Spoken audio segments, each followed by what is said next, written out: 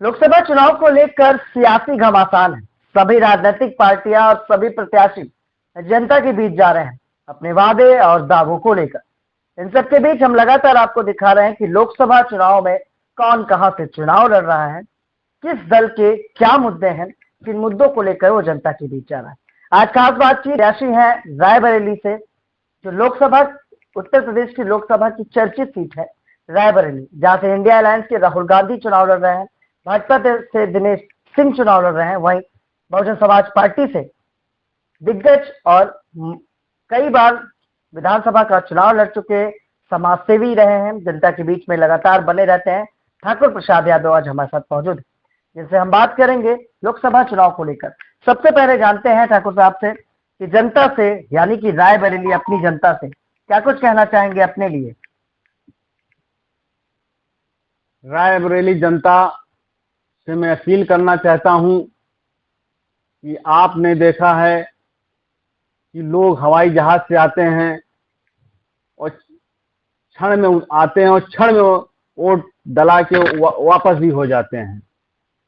मैं यही जनता से कहना चाहता हूं कि आपका भाई, आपका भतीजा, आपका बेटा आपके बीच में हमेशा दुख सुख में बना रहता है। मैं अपील करता हूं कि अब की 2024 में 20 मई को वोट पड़ेगा, भाई ठाकुर प्रसाद को एक बार मौका दीजिए। सर, हमने देखा है सबके अलग अलग चुनावी मुद्दे जिसको लेकर आप जनता के बीच भी जा रहे हैं। मौजूदा सरकार तमाम मुद्दों पर बात कर रही है, गारंटी दे रही है। क्या को लेकर मौजूदा सरकार क्या व्यवस्थाएं कर पाई है, इस पर बसपा की सरकार में किस तरह की व्यवस्था रही है और अब क्या हालात है, क्या कुछ कहना चाहेंगे। शिक्षा के बारे में मैं इतना कहना चाहता हूं कि पत्रकार महोदय जी, आपने देख रहे हैं कि शिक्षा एक अनमोल है जी, और हर व्यक्ति, चाहे गरीब हो चाहे अमीर हो, हर व्यक्ति कहता है कि मेरा बेटा पढ़ लिख के आगे बढ़े और ज्यादा से ज्यादा कोशिश यही करता है कि पढ़ाई पे बहुत ध्यान देता है जी। आपने जैसे शिक्षा के बारे में कहा है, आपने देखा है सरकारी स्कूल जैसे आप हैं, तो उसमें आपने ये भी देखा कि सरकारी स्कूल में जो आज पढ़ाई हो रही है, आपने अच्छी तरह से देख रहे होंगे। केवल हमारे बच्चों को पढ़ाई के बारे में कि जैसे मान लीजिए आपने थोड़ा राशन दे दिया, उनको भोजन में बैठाल दिया, और आपने देखा होगा कि टीचर आपस में उधर बात कर रहे हैं। वो कोई शिक्षा है? शिक्षा जैसे दिल्ली जैसी शिक्षा होना चाहिए। और शिक्षा हमेशा इतनी महंगी हो गई है कि चाहे आईएएस का बेटा हो, चाहे मंत्री का बेटा हो, आपने देखा होगा कि ना मंत्री का बेटा सरकारी स्कूल में पढ़ रहा होगा, न नेताओं का बेटा कोई पढ़ रहा होगा। तो मैं आईएएस पीसीएस जितने हमारे उच्च लोग हैं, कोई पढ़ाना चाहता है सरकारी स्कूल में? नहीं। इसलिए मैं शिक्षा के बारे में, जितने शिक्षा माफिया हैं वो अपनी पढ़ाई अपने हिसाब से कर रहे हैं, और कितनी फीसें महंगाई हो गई हैं आप लोग अच्छी भली भात से जानते हैं, और इस बारे शिक्षा बहुत खराब है। सर, बसपा सरकार रही तो शिक्षा व्यवस्थाएं दुरुस्त थी। आपने देख रहे हैं कि शिक्षा अगर दुरुस्त न होती तो हमारी जितनी बहन कुंवारी मायावती शिक्षा के बारे में ध्यान देती थी, उतना कोई अगर सरकार ध्यान दे रही हो, बताइए आप। बिल्कुल। मूलभूत जरूरत स्वास्थ्य व्यवस्था है, यानी कि चिकित्सालय, सरकारी अस्पताल, निजी अस्पताल, इनमें तमाम सुविधाओं की बात होती है। मौजूदा सरकार 5 लाख का आयुष्मान कार्ड लेकर आई है, जनता को दे रही है, और मुफ्त इलाज दे रही है सरकारी अस्पतालों में, और मुफ्त जांचें दे रही है। इस पर क्या कुछ कहना चाहेंगे। देखिए, आपने भली भात से देखा होगा पत्रकार महोदय जी कि सरकारी अस्पतालों की हालत ये दुर्दशा है कि आप जब जाएंगे वहां पे, और शायद बात आपको मौका मिला होगा, 1-2 बार गए भी होंगे, क्योंकि हर व्यक्ति घर बीमारी बनी रहती है और इलाज कराने हर आदमी जाता है। तो आपने देखा होगा वहां कितना खराब है वहां, कि डॉक्टर, इतनी भीड़ लगी हुई है और डॉक्टर है ही नहीं। जब डॉक्टर नहीं होंगे तो अस्पताल में कैसे आपका इलाज हो पाएगा? मतलब ये कह रहे हैं कि आपकी कि वहाँ डॉक्टर ही नहीं है या भाई वहाँ डॉक्टर कम है? डॉक्टर कम है जी। भाई, मरीज ज्यादा है, डॉक्टर कम है, कैसे इलाज हो पाएगा? तो इसलिए मैं आपसे कहना चाहता हूं कि जैसे मंत्री का बेटा हो या आईएएस के बेटा हो, चाहे पीसीएस के बेटा हो, चाहे आप जो हो, आपने देखा होगा कोई सरकारी अस्पताल में भर्ती होता है? अभी ओम प्रकाश राजभर को देख लीजिए, जी। मैदानता में गए थे, 2 दिन के अंदर 4 लाख का बिल बना दिया, जी। उसमें हाहाकार होने लगा। तो अगर स्वास्थ्य व्यवस्था अच्छी होती तो मंत्री साहब वही सरकारी इलाज चला अस्पताल में देते, इलाज कराते। और क्या, क्यों यहाँ लखनऊ आते? बिल्कुल सही।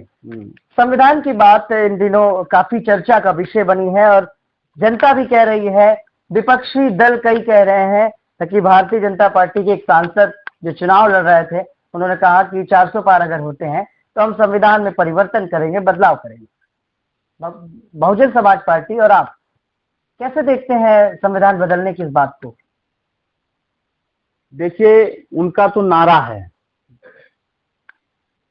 400 पार और संविधान को खतरे में लाना है। जी। आज की डेट में संविधान जो बाबा साहब ने बनाया है, और आप देख रहे हैं कि संविधान धज्जियां उड़ी पड़ी हुई हैं। मैं आप लोगों से बताना चाहता हूं मीडियम माध्यम से कि संविधान आज खतरे में है कि नहीं है। आज बहन कुंवारी मायावती जी की जब सरकार थी तो आपने देखा था संविधान कैसे चल रहा था और आज संविधान कैसे चल रहा है।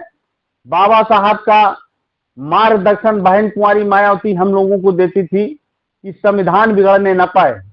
अगर संविधान बिगड़ेगा तो आप लोगों की खैर नहीं है। हम लोगों को चेतावनी मिलती थी। आज बताइए, सरकार में किसी को चेतावनी मिल रही हो? संविधान को धज्जियां उड़ा रहे हैं, संविधान को खतरे में ला रहे हैं। इसलिए मैं नहीं मानता हूं कि संविधान सही चल रहा है। सर, क्या लगता है जनता इस बात को समझ रही है कि संविधान में ये बदलाव कर देंगे, कई कानून बदल देंगे, कई धाराएं बदल देंगे? क्या लगता है जनता इस बात को समझ रही है, नहीं समझ पा रही है? जनता बहुत अच्छी तरह से समझ रही है। अब समय आ गया है, जनता समझाएगी, जनता जवाब देगी इस बार। जी। एक वीडियो आजकल वायरल हो रहा अमित शाह जी का, और काले धन की बात हो रही है कि जैसे कि भारतीय जनता पार्टी और देश के प्रधानमंत्री नरेंद्र मोदी ने कहा था कि काला धन विदेशों से वापस लाएंगे, स्विस बैंक से वापस लाएंगे और सबके खातों में 15-15 लाख रुपए देंगे। क्या कुछ देख रहे हैं? वो जुमला था जी। आपने एक वीडियो में देखा भी होगा, वायरल भी हुआ है कि उन्होंने कहा कि मैं ये जुमला है, मतलब वो चुनावी जुमला था। जुमला, हाँ, चुनावी जुमला है। लेकिन इस बार तो गारंटी लेके आए ना। इस बार तो हर मुद्दे पर स्वास्थ्य, शिक्षा और रोजगार, नौकरी, सब पर वो अब मोदी की गारंटी दे रहे हैं। तो आप लोगों की तो कोई गारंटी है नहीं भाई। देखिए, ऐसा है कि जो गारंटी दे रहे हैं वह आम जनता हमारी देख रही, भली बात से जान रही है कि कितनी अच्छी मतलब स्वास्थ्य है, कितनी अच्छी शिक्षा है, कितनी अच्छी महंगाई है। तो आज जनता हमारी पूरी तरह से देख रही है और आप लोग भी देख रहे हैं।